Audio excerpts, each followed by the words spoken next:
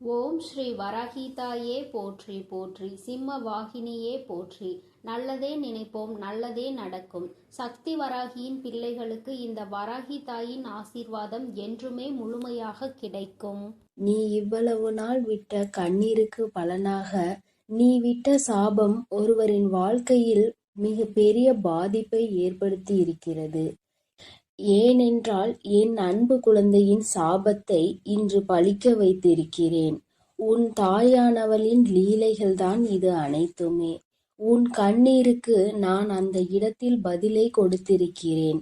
பதிலடி என்பது அவர்கள் வாழ்க்கையில் மிக பெரிய விஷயத்தை ஏற்படுத்தி இருக்கிறது. அதனால் இது உனக்கான பதிவாகும். ஏனென்றால் என் அன்பு குழந்தை வாழ்க்கையில் மிக பெரிய துயரத்தை ஏற்படுத்தியவர்களுக்கு நான் கொடுக்கும் பதிலடி இதுதான். என் அன்பு குழந்தையே, அதனால் பதிவினை முழுவதுமாக கேட்டு நீ கூடிய விரைவில் ஒரு நல்ல முடிவை எடுக்க வேண்டும். அதனால்தான் உன் தாய் இன்று உன்னிடம் பேச வந்திருக்கிறேன். நீ கேட்டு கொண்டிருக்கிறாய்.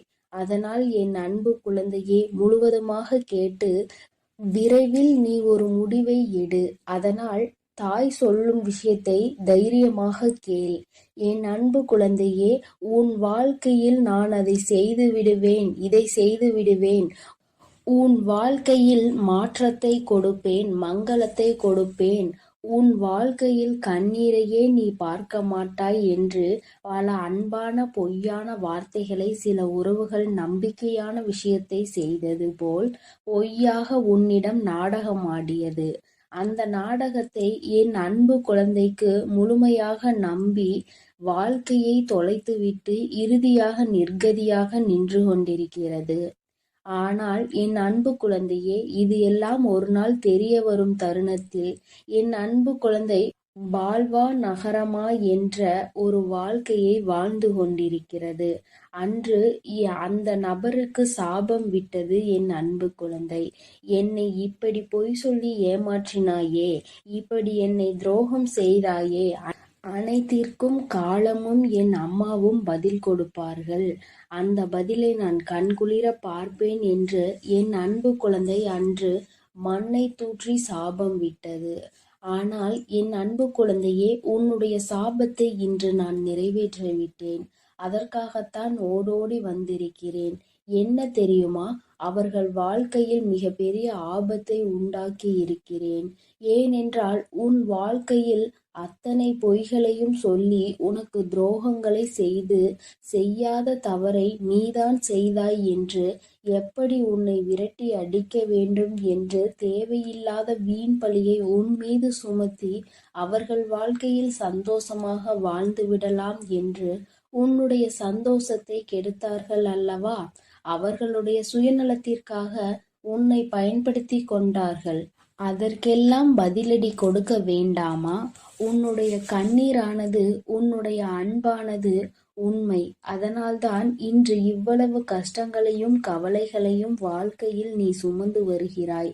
ஆனால் அவர்கள் வாழ்க்கையில் சுயநலத்திற்காக உன்னிடம் பழகி, சுயநலத்திற்காக அனைத்து விஷயத்தையும் உன்னிடம் இருந்து எடுத்துக்கொண்டு சந்தோஷமாக வாழ்ந்து விடலாம் என்று நினைத்தால் கண்டிப்பாக நடக்குமா? மனிதர்களின் வாழ்வில் சாதாரணமாகவே எப்பொழுதும் கர்மாவின் பாதிப்புகள் அதிகமாக இருக்கும். ஆனால் என் பிள்ளைகளை எவராவது ஏமாற்ற நினைத்தாலோ, எவராவது துரோகம் செய்ய நினைத்தாலோ கண்டிப்பாக கர்மவினை ஒரு பக்கம் தண்டிக்க, உன் தாயானவள் ஒரு பக்கம் அவர்களை தண்டித்தே தீருவேன். அவர்கள் வாழ்க்கையில் தண்டனையை கொடுப்பேன். இது என் அன்பு குழந்தையின் கண் முன்னாலே நடக்கும். இப்பொழுது 2 நாட்களில் அந்த செய்தியானது உன் செவிகளுக்கு எட்டும். ஏனென்றால் உன் உறவானது, நீ நேசித்தாய் அல்லவா? உன்னை ஏமாற்றிய உறவுக்கு மிக பெரிய தண்டனையை உன் தாயானவள் அளித்திருக்கிறேன். என்ன தெரியுமா? கேட்டால் நீயே அதிர்ந்து போவாய். ஆனால் இன்னும் 2 நாட்களில் அந்த செய்தி உன் செவிகளுக்கு எட்டப் போகிறது. இருந்தாலும் இப்பொழுது ஒரு சிறு விஷயத்தை சொல்கிறேன். அந்த விபத்தை நான் தான் ஏற்படுத்தினேன். வாழ்க்கையில் நரகம் என்றால் என்ன என்று இப்பொழுது அவர்கள் அனுபவிப்பார்கள். எப்படி என் அன்பு குழந்தையிடம் ஆணவமாக பேசினார்களோ அதற்கெல்லாம் அவர்கள் அனுபவிக்க வேண்டுமல்லவா?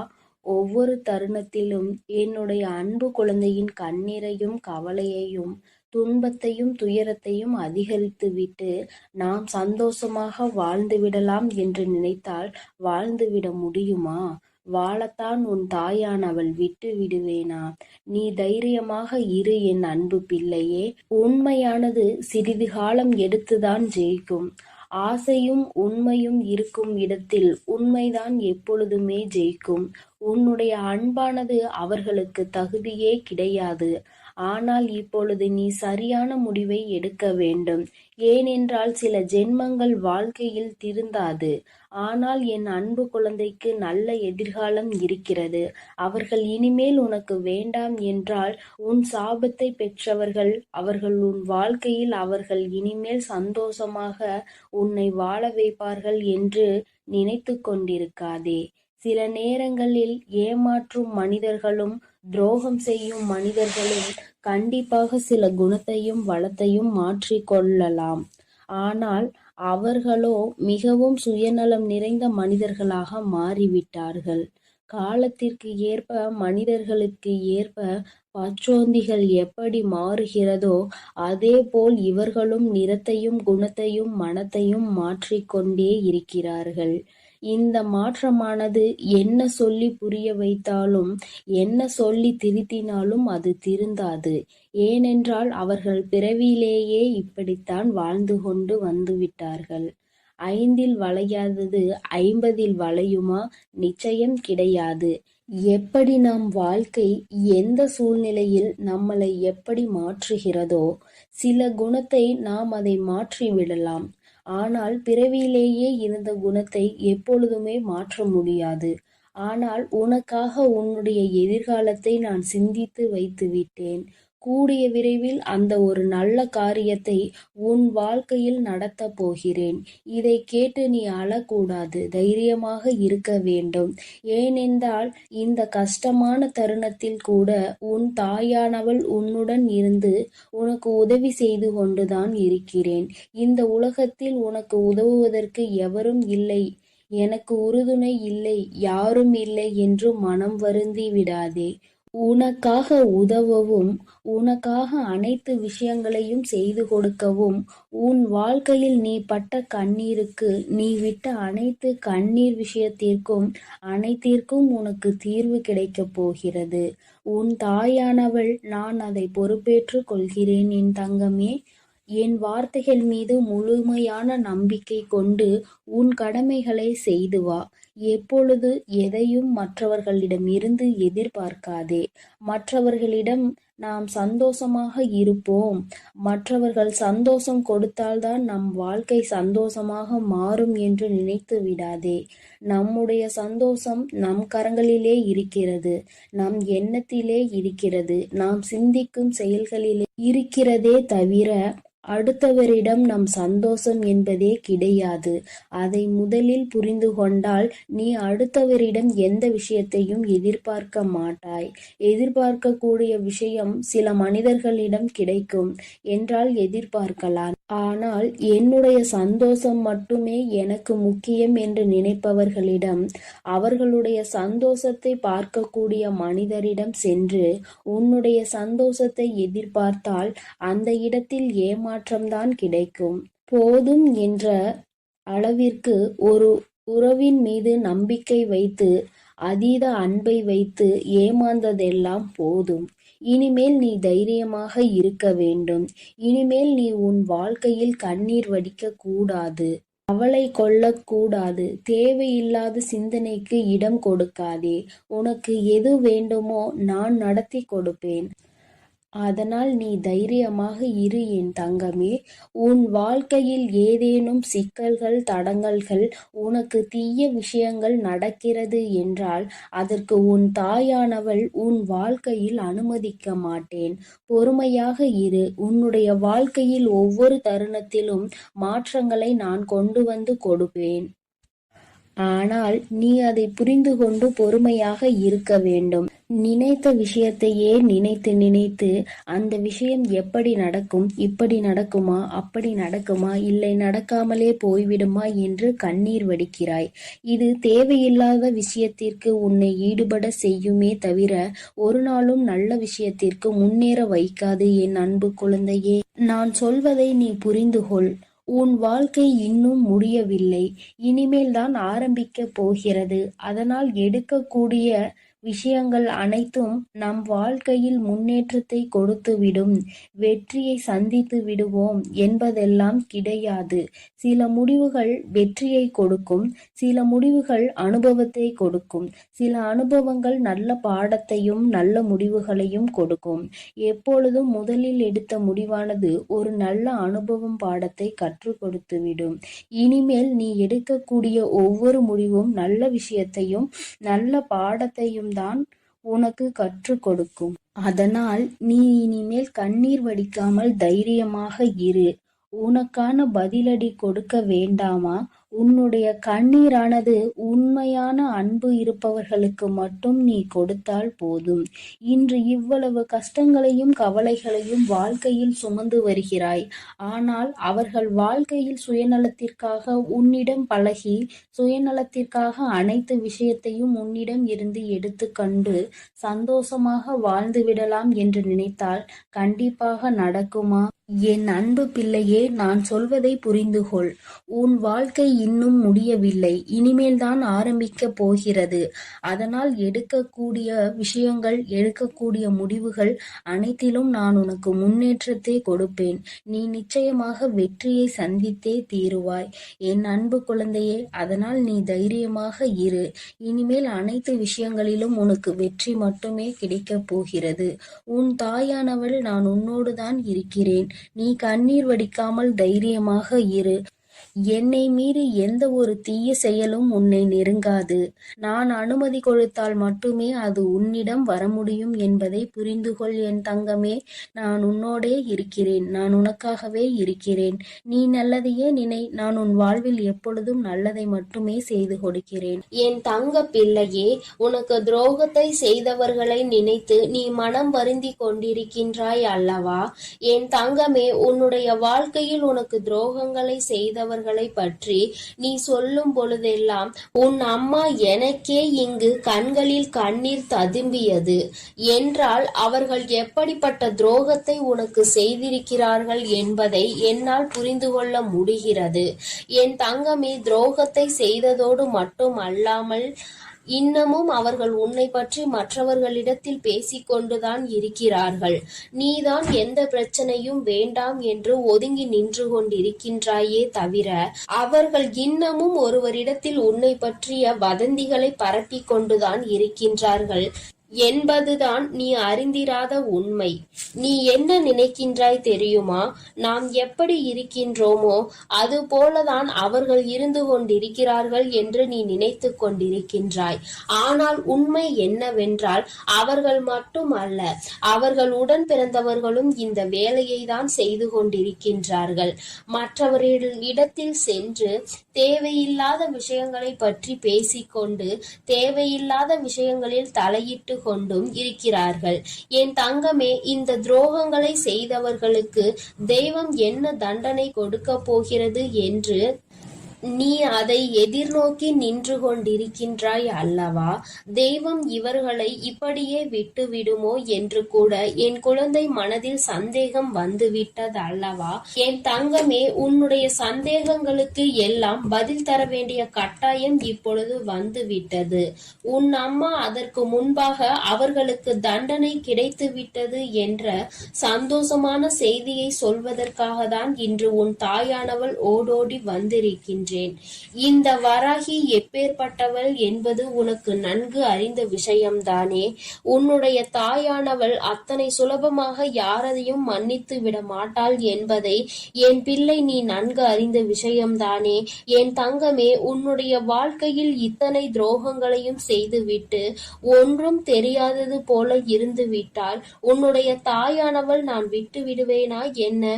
ஆனால் அதற்கு முன்பாக உன் மீது என்னை விட அதிக அக்கறை கொண்ட உன்னுடைய குலதெய்வம் இதையெல்லாம் பார்த்து கொண்டு அப்படியே இருந்து விடுவார்களா என்ன? என் தங்கமே, உன்னுடைய குலதெய்வம் இன்று அவர்களுக்கான தண்டனையை வழங்கி இருக்கிறார்கள். குழந்தையே, அவர்களுக்கு கொடுத்த தண்டனை என்னவென்று கேட்டால் நிச்சயமாக என் குழந்தை நீ மகிழவும் செய்வாய். அதே நேரத்தில் உன்னுடைய நல்ல மனதிற்கு நீ வருத்தப்படவும் செய்வாய். ஏனென்றால் என் குழந்தையே, தனக்கு துரோகத்தையே செய்தவர்களுக்கு கூட நல்லதை மட்டுமே செய்ய வேண்டும் என்று நினைக்கின்ற எண்ணம் கொண்ட குழந்தை அல்லவா நீ? என் தங்கமே, உன்னுடைய எண்ணங்களினால்தான் நீ இன்னமும் இந்த வராகியின் முன்னால் நின்று கொண்டிருக்கிறாய் என்பதை இந்த நேரத்தில் நான் உனக்கு நினைவுபடுத்துகின்றேன். அதனால் உன்னுடைய இந்த நல்ல குணத்தில் இருந்து ஒரு நாளும் நீ மாறிவிடாதே. உன்னுடைய எண்ணங்கள் எப்பொழுதுமே உன்னை சுற்றி தெளிவாக இருக்க வேண்டும் என்பதை நீ புரிந்து கொள்ள வேண்டும். என் தங்கமே, ஒவ்வொரு நாளும் உன்னுடைய வாழ்க்கையில் நீ பட்ட அத்தனை அவமானங்களையும் உனக்கு தேடி கொடுத்தவர்களை இந்த தாயானவள் ஒரு கை பார்த்துவிடலாம் என்று புறப்பட்ட பொழுதுதான் நான் அங்கு நடந்த அனைத்தையும் தெரிந்து கொண்டேன். நான் தெரிந்து கொண்ட விஷயம் என்ன தெரியுமா? உன்னுடைய குலதெய்வம் அவர்களை சந்திக்க சென்றிருக்கிறார்கள் என்பதுதான். அவர்களினுடைய குடும்பத்தின் நிலையையும் நான் அப்பொழுதுதான் புரிந்து கொண்டேன். எல்லோருமே ஏதோ ஒரு வாழ்க்கையை வாழ்ந்து கொண்டிருக்கின்றார்களே தவிர யாருக்குமே மனதில் நிம்மதி இல்லை. அதற்கு காரணம் என்னவென்று நானும் ஆராய்ந்து பார்த்தேன். நாம் அல்லவா அவர்களுக்கு தண்டனையை கொடுக்க வேண்டும் என்று புறப்பட்டு வந்தோம். இங்கே வந்து பார்த்தால் அவர்கள் ஏற்கனவே தண்டனையை பெற்று வாழ்க்கையில் நல்ல நிலையில் இல்லாமல் வேதனைப்பட்டு கொண்டிருக்கிறார்களே என்று எனக்கு தோன்றியது. உடனே இது யாரால் கொடுக்கப்பட்டது, எதனால் நடந்தது என்று நான் தெரிய முயற்சி செய்யும் பொழுதுதான் உன்னுடைய குலதெய்வத்தினை நான் எதிரில் கண்டேன்.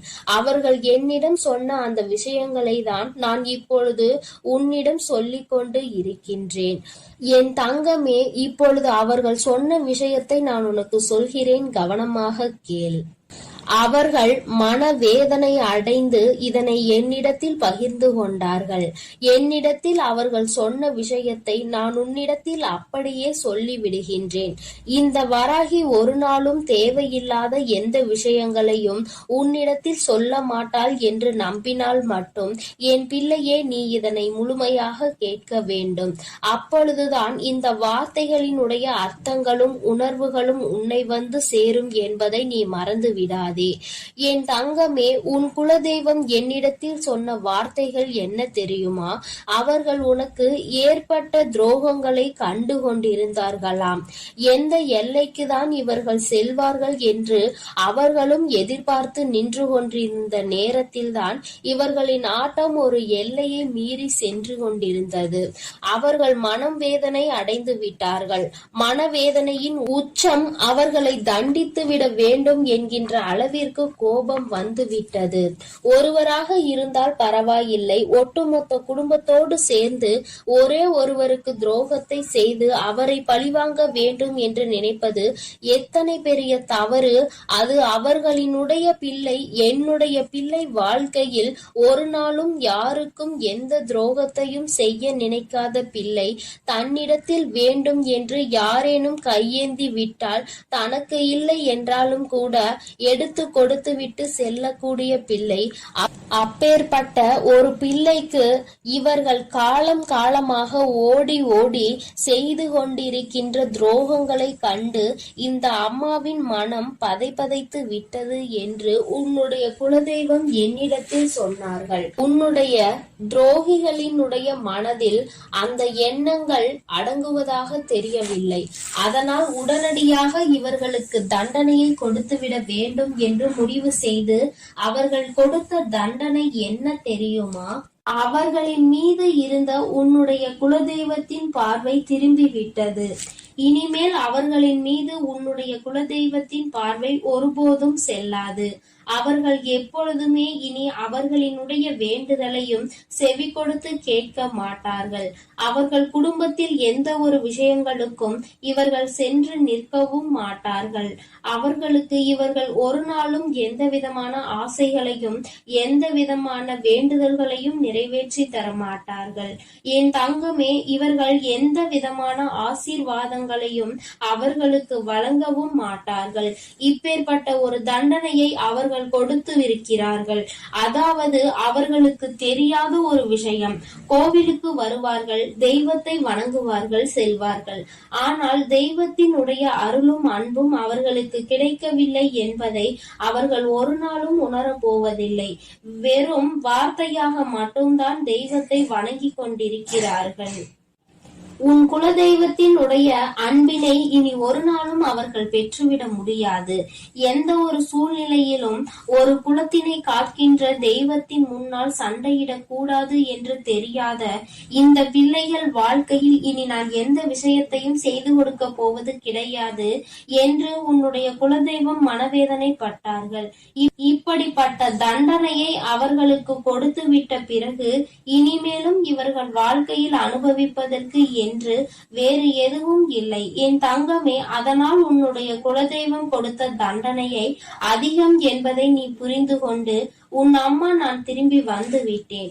என் தங்கமே, அவர்கள் வாழ்க்கையில் ஒவ்வொரு விதமான கஷ்டங்களையும் அனுபவிக்கிறார்கள். ஒவ்வொரு விதமான சூழ்நிலைகளும் அவர்களை காயப்படுத்தி கஷ்டப்படுத்தி கொண்டுதான் இருக்கிறது. ஆனால் அவர்கள் எதையுமே வெளியில் சொல்வதில்லை. அப்படியே மறைத்து வைத்து வெளியில் சொன்னால் எங்கே நாம் செய்த தவறினால் நமக்கு கடவுள் கொடுத்த தண்டனை என்று சொல்லி விடுவார்களோ என்று நினைத்து சொல்லாமல் இருக்கிறார்கள். மாறாக அவர்கள் ஏன் என்றால் மற்றவர்களை பார்த்து இதே வார்த்தையை சொல்லி இருக்கிறார்கள் அல்லவா? ஒருவருக்கு ஏதேனும் பிரச்சனைகள் வந்து விட்டால் தெய்வம் தண்டனை கொடுத்து விட்டது என்கின்ற வார்த்தையை எளிதாக பிரயோகித்தார்கள். இன்று அதே வார்த்தை நம் பக்கம் திரும்பும் என்ற பயம் அவர்களுக்கு இருக்கிறது. என் பிள்ளையே, ஒரு விஷயத்தை தெளிவாக புரிந்து கொள்ள வேண்டும். தெய்வம் ஒரு நாளும் தன்னுடைய குழந்தைகளை தண்டிக்காது. அவர்களுக்கு திருந்துவதற்கான வாய்ப்புகளை தான் கொடுப்பார்கள். அதையும் மீறி ஒரு குழந்தைக்கு தெய்வத்திடம் இருந்து தண்டனை கிடைக்கிறது என்றால் அவர்கள் வாழ்வதற்கே தகுதியற்றவர்கள் என்பதை புரிந்து கொள்ள வேண்டும். என் தங்கமே, உனக்கு துரோகத்தை கொடுத்தவர்களுக்கு இத்தனை பெரிய தண்டனை கொடுத்தது உனக்கும் கூட கஷ்டமாக இருக்கலாம். ஆனால் இனி எதுவுமே செய்ய முடியாது. வாய்ப்புகள் கொடுக்கப்பட்டதை பயன்படுத்தாமல் அதை அப்படியே விட்டு விட்டார்கள். இனிமேல் அவர்கள் வாழ்க்கைக்கான பொறுப்பினை அவர்கள்தான் ஏற்றுக்கொள்ள வேண்டும். இனி எதற்குமே தெய்வம் அவர்கள் பக்கம் நின்று அவர்களுக்காக ஒரு நாளும் எந்த ஒரு விஷயத்திற்காகவும் அவர்கள் வாதாட மாட்டார்கள். என் குழந்தையே, நீ மன நிறைவோடு உன்னுடைய குலதெய்வத்தை நீ தைரியமாக வணங்கு. யாரும் உன்னை எதிர்த்து எந்த கேள்வியும் கேட்க முடியாது என்பதை புரிந்து கொள். என் தங்கமே, இன்று இருக்கின்ற சூழ்நிலையில் எப்பொழுதும் உன்னுடைய குலதெய்வம் உன்னோடு நின்று உனக்கு உறுதுணையாக நிற்பார்கள் என்பதை மட்டும் மனதில் வைத்துக் கொண்டு என் பிள்ளை, நீ சந்தோஷமாக உன் வாழ்க்கையை வாழ தொடங்கு. என் அன்பு பிள்ளைக்கு இந்த வராகியினுடைய ஆசீர்வாதங்களும் உன் குலதெய்வத்தினுடைய அன்பும் அருளும் எப்பொழுதும் முழுமையாக கிடைத்து கொண்டே இருக்கும். என் தங்கமே, அதனால் நீ எதற்காகவும் கலங்காதே, எதை நினைத்தும் வருந்தாதே. நீ நல்லதையே நினைத்தால் உன் வாழ்வில் எல்லாம் உனக்கு நல்லதாக மட்டுமே நடக்கும். ஓம் ஸ்ரீ வராகிதாயே போற்றி போற்றி. ஓம் ஸ்ரீ வராகிதாயே போற்றி போற்றி. ஓம் சக்தி, ஓம் ஆதிபரா சக்தி. ஓம் சக்தி, ஓம் ஆதிபரா சக்தி.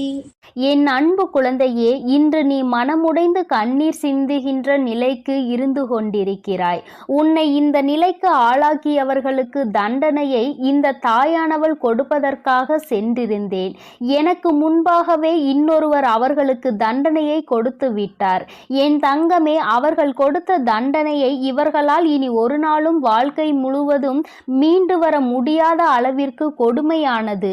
இவர்களால் இதை ஒரு நாளும் மறக்கவும் முடியாது. தான் செய்த தவறை நினைத்து நினைத்து எப்பொழுதுமே மனவேதனையில் இருந்து கொண்டே இருக்கின்ற அளவிற்கு அவர்களுக்கு சோதனைகள் வந்திருக்கின்றது. அப்படி என்ன சோதனைகள் இவர்கள் சந்தித்து இருப்பார்கள் என்றுதானே என் பிள்ளை நினைக்கிறாய்? என் தங்கமே, நிச்சயமாக அவர்கள் சந்தித்த சோதனை என்னவென்று உனக்கு சொல்கிறேன். அது மட்டும் அல்லாமல் உன்னை கண்ணீர் சிந்த வைத்தவர்கள் யார் என்றும் எதற்காக உன்னை கண்ணீர் சிந்த வைத்தார்கள் என்றும் உனக்கு நான் தெளிவாக சொல்லும் பொழுது நிச்சயமாக இந்த தாயானவள் இன்று உனக்கு கொண்டு வந்த செய்தி என்னவென்பதை நீ புரிந்து கொள்வாய். என் தங்கமே, பொதுவாகவே இங்கு சிலர் மனம் எப்படி தெரியுமா இருந்து கொண்டிருக்கிறது? நாம் ஒரு பெரிய பொறுப்பில் இருக்க வேண்டும் என்று ஆசைப்பட்டு அந்த பொறுப்பில் ஏற்கனவே இருந்து கொண்டிருப்பவரை எளிதாக தூக்கி வீச வேண்டும் என்றால் அவர்களினுடைய பழக்கத்தினோடு விளையாடி அவர்களை மற்றவர்கள் முன்னிலையில் கெட்டவர்களாக சித்தரித்து விடுவது. இதைதான் இவர்கள் கச்சிதமாக இப்பொழுது செய்து முடித்திருக்கிறார்கள். அதை செய்து முடித்ததோடு மட்டுமல்லாமல் அவர்களினுடைய எண்ணங்கள் எப்படிப்பட்டது தெரியுமா? மற்றவர்கள் முன்னிலையில் மேலும் மேலும் இவர்களை அவமானப்படுத்த வேண்டும். இந்த அவமானத்தை அவர்கள் வாழ்க்கை முழுவதும் மறக்க கூடாது. அது மட்டும் அல்லாமல் அவர்கள் வாழ்க்கையில் எத்தனை பிரச்சனைகள் வந்தாலும் அதோடு சேர்த்து இந்த பிரச்சனையையும் அவர்கள் அனுபவித்து வாழ்க்கையே வேண்டாம் என்று ஒதுங்கி ஓட வேண்டும் என்றுதான் அவர்களின் எண்ணம் இருக்கிறது. என் தங்கமே, இப்பேற்பட்ட எண்ணங்களை கொண்டவர்கள் ஒரு பொறுப்பை எடுத்து செய்யும் பொழுது தனக்கு கீழுள்ளவர்களை எப்படி நடத்துவார்கள் என்பதை தெய்வம் நிச்சயமாக புரிந்து கொள்ளும் அல்லவா? என் தங்கமே, இவர்கள் வேறு யாராகவோ இருக்கின்ற பட்சத்தில் நிச்சயமாக இவர்களுக்கு தண்டனையை கொடுத்தவர்களுக்கு அத்தனை கோபம் வந்திருக்காது. ஆனால் ஒரே குலத்தில் இருக்கின்ற பிள்ளைகள் ஒருவருக்கொருவர் சொந்த பந்த உறவுகள் மேற்பட்ட நிலையில் அவர்கள் அந்த துரோகத்தை செய்யும் பொழுது அதனால் அதிக கோபமடைந்து உன் தாயானவள் என்னை விட உன்னுடைய குலதெய்வம்தான் உன்னுடைய குலதெய்வம் அவர்களுக்கு கொடுத்த தண்டனை என்னவென்று உனக்கு இப்பொழுது நான் சொல்லி விடுகிறேன். என் தங்கமே, உன்னுடைய குலத்தில் இருந்து கொண்டே அவர்கள் செய்த வேலையை உன்னால் நிம்மதியாக குலதெய்வத்தின் கோயிலுக்கு கூட செல்ல முடியவில்லை. அங்கு சென்றால் மற்றவர்கள் முன்னிலையில் உன்னை பற்றி குசுகுசுவென்று பேசுவது, அதாவது உனக்கு அது தெரிய வேண்டும் என்று நினைத்து கொண்டே பேசுவது. அப்படியானால் உன்னுடைய மனதிற்குள் இவர்கள் நம்மை பற்றி என்ன பேசி இருப்பார்கள் என்ற எண்ணம் மட்டும்தான் ஓடிக்கொண்டிருக்கும். மாறாக தெய்வத்தை கூட உன்னால் நிம்மதியாக அந்த நேரத்தில் வணங்க முடியாது அல்லவா? அப்பேற்பட்ட நிலையை உனக்கு அவர்கள் உருவாக்கி கொடுக்கத்தான் இத்தனை கஷ்டங்களையும் கொடுத்து கொண்டிருக்கிறார்கள். உன்னுடைய மனது நிம்மதியாக இருக்கக்கூடாது, நீ சந்தோஷமாக இருக்கக்கூடாது. எல்லாவற்றிற்கும் மேலாக நீ எந்த நேரமும் ஏதோ ஒரு கஷ்டத்திலும் கவலைகளிலும் இருந்து கொண்டே இருக்க வேண்டும். குலதெய்வத்தை தேடி நீ வரக்கூடாது. இந்த நிலையை இப்பொழுது அவர்கள் சாதித்திருக்கிறார்கள். நீ சில காலமாகவே உன்னுடைய குலதெய்வத்தை காண செல்லவில்லை. உன்னுடைய குலதெய்வ கோயிலுக்கு செல்வதற்கு உனக்கு மனதிற்கு மிகவும் சங்கடமாக இருக்கிறது. ஒரு புறம் உன்னுடைய மனது இவர்களுக்காகவெல்லாம் நாம் ஏன் நம்முடைய குலதெய்வத்தை காணாமல் இருக்க வேண்டும் என்று நினைத்தாலும் கூட ஒரு மனது இவர்கள் முன்னால் நின்று அவமானப்படுவதை விட போகாமல் இருப்பதே மேல் என்று நினைக்க சொல்கிறது. அது மட்டும் அல்லாமல் குலதெய்வத்தின் முன்னிலையில் நம்மை வரவிடாமல் செய்த இவர்களை நம் குலதெய்வம் தண்டிக்கவில்லையே, நம்முடைய குலதெய்வம் அவர்களுக்கு எந்த தண்டனையையும் கொடுக்கவில்லையே என்று கூட உனக்கு உன்னுடைய குலதெய்வத்தின் மீது சிறு மனவருத்தம் இருக்கிறது. என்னுடைய குலதெய்வம், நீ ஏன் இத்தனை அமைதியாக இருந்து கொண்டிருக்கிறாய்? இவர்களை நீ கேள்வி கேட்க மாட்டாயா என்று அவர்களை நீ கேட்டாய் அல்லவா என் தங்கமே? ஆனால் அங்கே உன் குலதெய்வம் என்ன செய்தது என்று உனக்கு சொல்கிறேன். உன்னுடைய இந்த வேதனையை உன்னுடைய குலதெய்வம் நன்றாக புரிந்து கொண்டார்கள். அவர்கள் உனக்கு இது போன்ற துரோகத்தை செய்து குலதெய்வத்திடம் இருந்து பிரிக்க நினைத்தவர்களுக்கு மிக பெரிய தண்டனை ஒன்றை கொடுத்திருக்கிறார்கள். நீ அந்த குலதெய்வத்திற்கு இத்தனை நாளும் செய்த விஷயங்கள் அவர்கள் உன்னை வாழ்நாள் முழுவதும் ஆசீர்வதிக்க காத்து கொண்டிருக்கிறார்கள். குலதெய்வத்தின் மீது அன்பு கொண்ட உன்னை அவர்கள் ஒருபோதும் கைவிட நினைத்தது கிடையாது. அதற்கு அவர்கள் செய்த காரியம் என்னவென்று தெரிந்து கொண்டால் நிச்சயமாக என் குழந்தை நீ மனதளவில் வியப்படைவாய். என் தங்கமே, உன்னுடைய வாழ்க்கையில் இது போன்று நடந்து கொள்வதற்கு துணிச்சல் ஒருவருக்கு இருக்கிறது என்றால் முதலில் அவர்களுக்கு குலதெய்வத்தின் மீது எந்த ஒரு பயமும் இல்லை. அவர்கள் குலதெய்வத்தை கற்சிலையாக நினைத்து விட்டார்கள். அல்லது தெய்வம் நாம் என்ன செய்தாலும் தலையாட்டும், நாம் என்ன சொன்னாலும் தலையாட்டும், நாம் தான் அவர்களுக்கு எல்லா பணிவிடைகளையும் செய்து கொண்டிருக்கிறோமே என்று நினைத்து விட்டார்கள் போல. எத்தனை பணிவிடைகளை விழுந்து விழுந்து செய்தாலும், எத்தனைதான் தெய்வத்திற்கு அள்ளி அள்ளி கொடுத்தாலும், அது போன்றவர்களுக்கு தெய்வம் ஒரு நாளும் எந்த விதமான ஆசிகளையும் வழங்காது. மாறாக உண்மையான அன்பும் உண்மையான பக்தியும் சுற்றி உள்ளவர்களின் மனதை வேதனைப்படுத்தாமல் இருப்பது. இது போன்றெல்லாம் யார் நடந்து கொள்கிறார்களோ அவர்களிடத்தில் மட்டும்தான் தெய்வம் அன்பாக இருக்கும் என்பதை புரிந்து கொள்ளவில்லை. அவர்கள் செய்த காரியத்தினால் இன்று உன் குலதெய்வம் நீ அடைந்த அத்தனை வேதனைகளையும் சேர்த்து வைத்து அவர்களுக்கு தண்டனையாக கொடுத்து விட்டார்கள். அவர்கள் கொடுத்த தண்டனை என்ன தெரியுமா? நீ என்னதான் எனக்கு எத்தனை காரியங்களை செய்தாலும் நான் ஒருபொழுதும் உனக்கு ஆசிகளை வழங்கப் போவது கிடையாது. நீ செய்த பாவம் உன்னை மட்டும் அல்ல, உன்னுடைய சந்ததிகளையும் சேர்த்துதான் பாதிக்க போகிறது. என்னுடைய சன்னதியில் ஒருவருக்கு மிகப்பெரிய பிரச்சனைகளை உண்டு பண்ணி என் அன்பு பிள்ளைகளுக்கு இந்த வராகி அம்மாவின் ஆசீர்வாதமும் அருளும் முழுமையாக கிடைக்கட்டும். ஓம் அண்ட பேரண்டமே போற்றி, ஓம் ஆதி வராகியே போற்றி.